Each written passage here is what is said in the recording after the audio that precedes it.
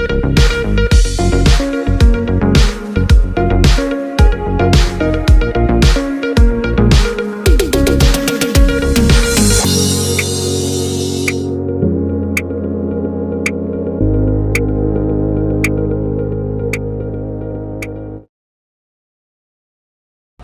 विषय आम जनता से जुड़ा हुआ है, जनहित का विषय है।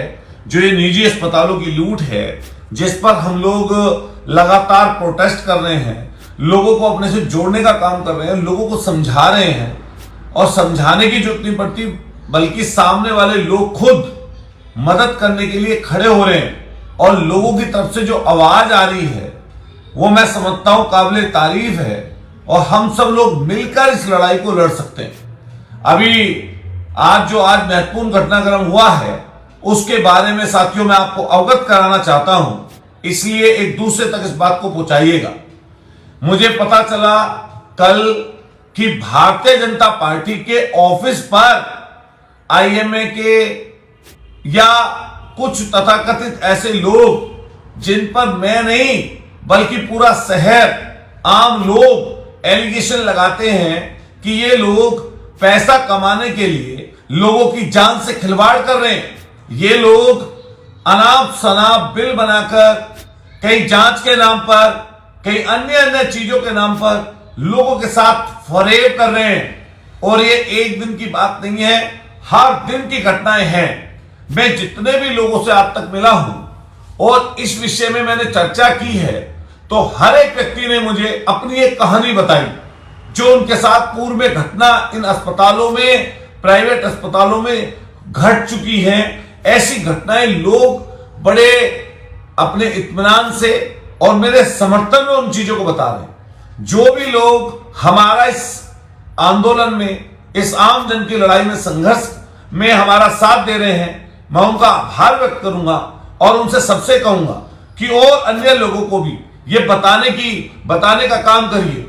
अभी हमारे नोमान रिजवी लिख रहे हैं, आई स्टैंड विद यू, आप मेरे साथ हैं, धन्यवाद। आप और दूसरे लोग भी अपने अपने फेसबुक पर, सोशल मीडिया पर एक लेख लिखें और अपनी अपनी जो अस्पतालों से संबंधित, महंगी दवाइयों से संबंधित, फर्जी जांचों से संबंधित या अस्पताल में जो दिक्कतें आपको पेश आती हैं, उनको आप अपने सोशल मीडिया के अकाउंट से, चाहे फेसबुक से, इंस्टाग्राम से, ट्विटर से, व्हाट्सएप ग्रुप्स पर सब लोगों को भेजिए और इनको उजागर करिए।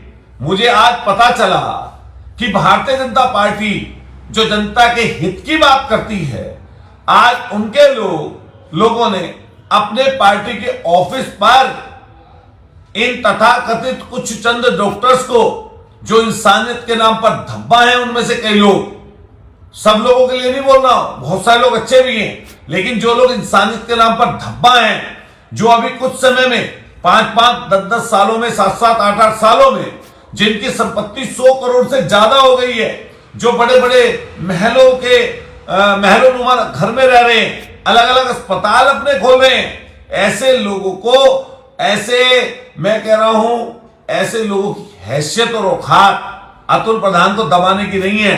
और सुन लेना तुम भी, जो ये लोग लग रहे हैं इनके साथ, वो भी सुन लेना, तुम्हारी हैसियत नहीं है कि मुझे खरीद सको, तुम्हारी हैसियत नहीं है मुझे डरा सको।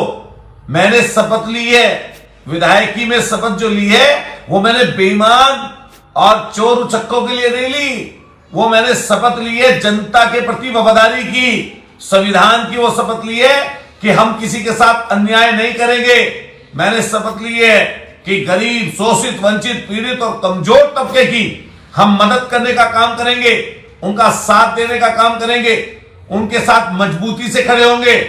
और मुझे 1,20,000 के लगभग लोगों ने वोट दिया है, उसमें सभी जाति, हिंदू, मुसलमान, सब वर्ग के लोग हैं।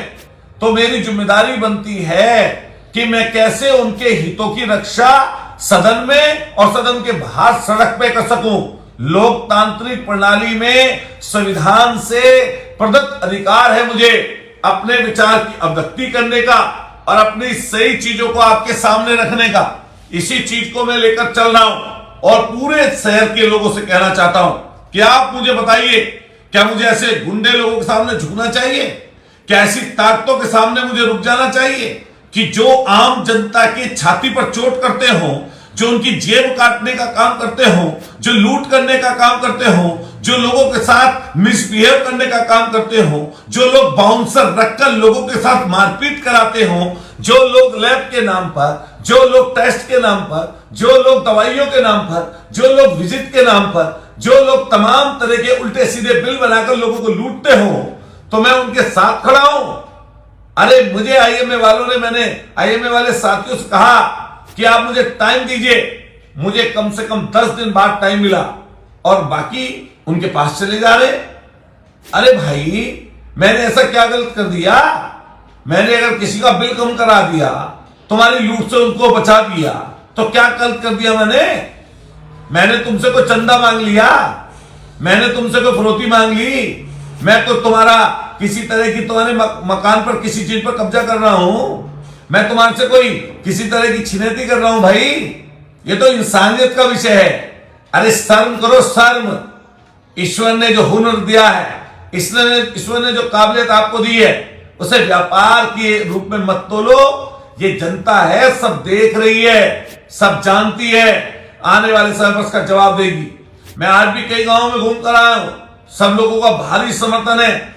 हम कोशिश करेंगे कि 4 तारीख से इस चीज को आगे बढ़ाएं, और जो भी, जिस व्यक्ति, किसी भी जात का व्यक्ति है, मैं उससे जाति की बात नहीं कर रहा, मैं हिंदू और मुसलमान की बात नहीं कर रहा, लेकिन अपनी नस्लों को, आने वाली पीढ़ियों को इन ठगों से बचाने के लिए, अरे 10-10 साल में, 15-15 साल में ये कैसे बन गए 500, 700 करोड़ के आदमी? अरे इनकी तो ईडी की जांच कराओ, इनकम टैक्स के लोग इनके यहां पर तो छापा डालो। ये लोग नकद में जो विजिट के नाम पर पैसा लेते हैं, ओपीडी के नाम पर पैसा लेते हैं, किसी से 1000 रुपए, किसी से 1500 रुपए फीस, किसी की 2000 रुपए फीस है, एक दिन में 2-2 बार विजिट लगती है, तो इनसे भी तो कोई सवाल जवाब करो भाई।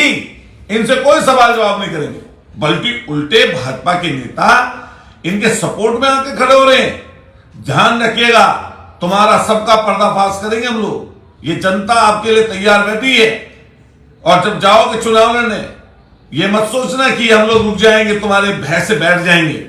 तुम्हें जो करना है कर लो। मुझे अभी किसी एक साथी ने बताया कि एम्बुलेंस लेके पहुंचे, एक डॉक्टर कह रहे कि एम्बुलेंस लेके आइए। पहले सुन लीजिए, एक्ट पढ़ लीजिए, एम्बुलेंस एक्ट जो बना हुआ है, जो उसमें नियम है, एम्बुलेंस में अगर मरीज है तभी आप उसके हूटर का उपयोग कर सकते हैं, तभी उसकी बत्ती का उपयोग कर सकते हैं, तभी उसको किसी जुलूस में नहीं लेकर जा सकते।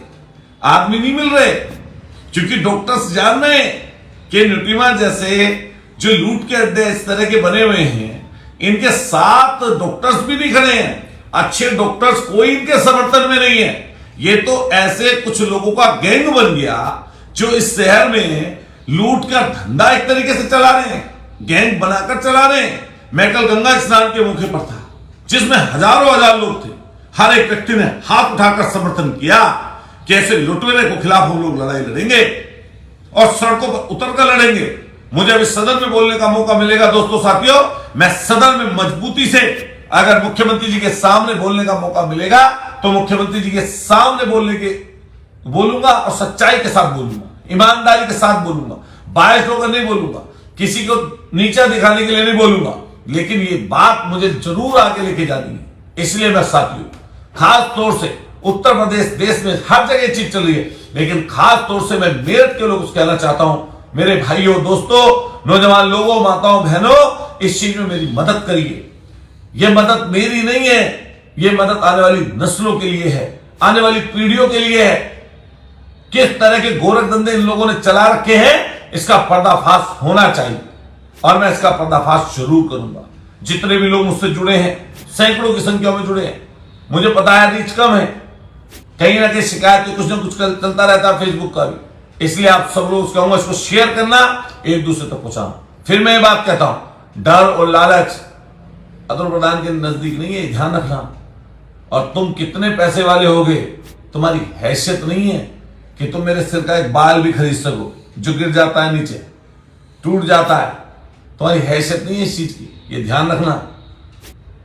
और इन बाउंसरों से और इन लोगों से जो तुम पाले बैठे हो, किसी और को डराना। मैं जनता का चुनाव प्रतिनिधि हूं, ये ध्यान रखना, ऐसा प्रतिनिधि हूं कि जब तक मैं इस पोस्ट पर रहूंगा, कोशिश करूंगा जनता के लिए काम करूं, जनता के लिए लड़ूं। यही मेरी कोशिश है, यही मेरा मन है।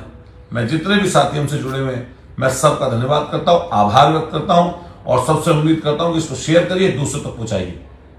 और हम लोग कल सदन पहुंचेंगे और यहाँ के सब साथियों से कहेंगे कि यहाँ पर अलग अलग तरीके से मूवमेंट चलेंगे। बहुत बहुत शुक्रिया और इस लूट के खिलाफ खड़े होइए, मेरे ऐसी आशा आपसे है। बहुत बहुत धन्यवाद, बहुत बहुत शुक्रिया। जय भीम, जय भारत, जय हिंद।